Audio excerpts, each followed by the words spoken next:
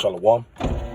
Giving all praises, honor, and glory unto Yahweh, by Hashem Yahweh Shai, by Hashem Rakakwadash, and double honors to the apostles and elders of Great Millstone, and salutations to the elect. This is Ecclesiasticus 11:24. It says, "Again, say not, I have enough, and possess many things, and what evil shall I have hereafter? In the day of prosperity, there is a forgetfulness of affliction. And in the day of affliction, there is no more remembrance of prosperity.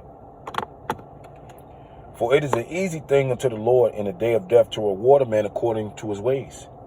Okay, now, I brought this out because, the things of this life right now that people are concerned about, it's not going to matter soon. It's not going to matter how people are caught up in the day-to-day life like they were before 2020. And then when 2020 came, people started to remember God again, somewhat. And then after, they forgot all about him again. And that's the nature of man. And that's why King Solomon said, "Give me neither poverty nor riches. Feed me with food convenient for me, lest I be full and deny thee, unless I have not enough, and take the Lord name in vain," roughly paraphrasing.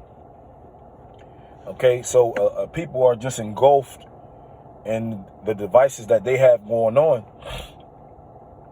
And it says, in the day of prosperity, there's a forgetfulness of affliction. People have completely forgot about 2020.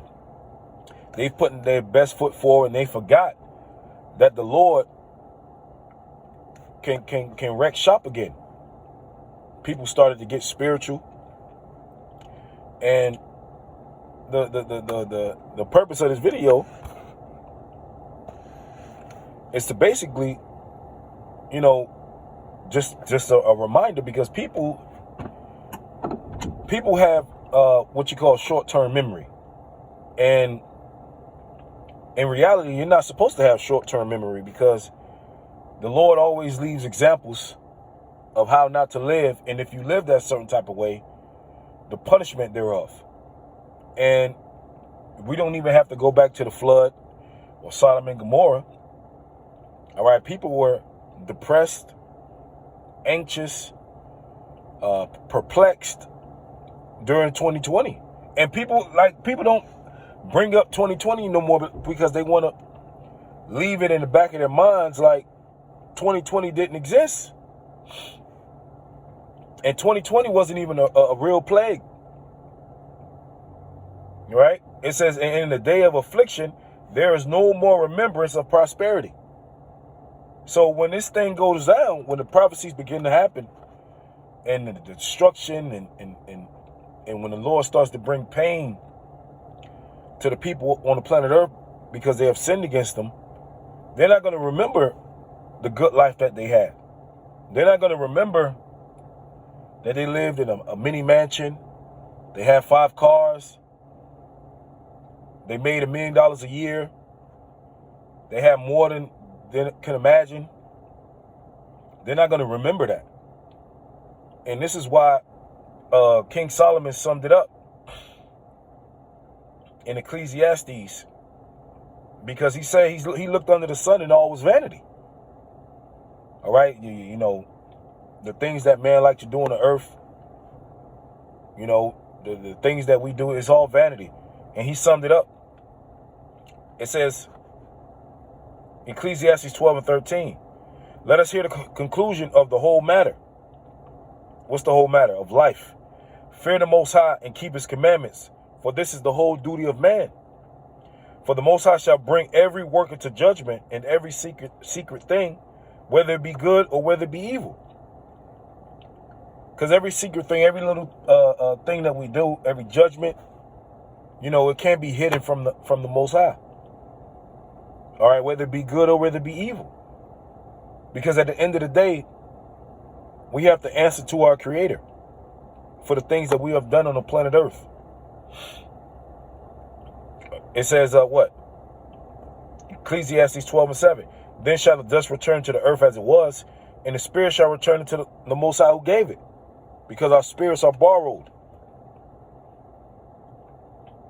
All right, it says, vanity of vanity, said the preacher. All is vanity. It's all vanity. And no one was wiser than King Solomon. He was the wisest king to ever live. And he did experiments, and he sought out different things, and he looked, and he said even all the riches and all the wives and all the resources he had, he said it was all vanity. Okay, and he summed it up for us. Fear the Most High and keep his commandments. Okay? And that's our job duty. That's what we have to do. And none of us were richer than King Solomon. No one of us had more wives than King Solomon. And he summed it up for us. So the things that people are concerned about now and willing to forget the Most High about now, you working 3 jobs, you got no time for the Most High. You hustling and bustling. You don't got time for nothing. You're not thinking about the Most High. You're not thinking about his son. None of that shit is going to matter soon. All right, because these elites, who the world call the Illuminati, they're getting ready to unleash holy hell on this place. And when the Most High gives them the green light to do it, none of this shit is going to matter. The status that you had, the job that you had, how many women you had, everybody's going to be on an even playing field. And it's all going to matter your relationship with Yahweh and Yahweh Shai, who the world ignorantly calls God and Jesus Christ. Those are the only things that are going to matter. When all hell breaks loose, nobody's going to be asking one another, hey, what you do for a living? That shit's not going to matter. Or how much money you got in your bank account. The scriptures say what? Riches profit not in the day of wrath. And neither what? Can a man ransom his own soul?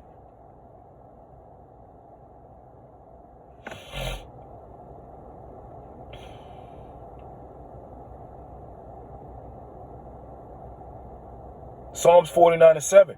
None of them can by any means redeem his brother, nor give to God a ransom for him. We can't ransom our lives. We can't give the Most High any money in exchange to keep us alive. Right? So that's why he summed it up for us, man. That's why you're supposed to fear the Most High and keep his commandments in the first place. All right? Because through wisdom, it's through wisdom that you can live a longer life. All right? At the application of knowledge, wisdom, in which that's a gift. All right? And sometimes we can get caught up in this day-to-day lifestyle, and a lot of people, they have to work multiple jobs now, just to survive. All right? And you got people that they all engulfed into this, man, just to survive. But at the end of the day, we still got to answer for everything that we've done. And you got a lot of people that have forsaken the Lord for carnal means, because of their wives, because of their children. Some people are embarrassed. People got to pay for that, man. And the Lord is coming back. And a lot of people are going to be ashamed when the Lord comes back, because they denied him. They were too busy for him. They were embarrassed to follow the truth. They were too embarrassed to come out and be seen with the Hebrew Israelites. All right, so that's all I had. Lord willing, was edifying. Shalom.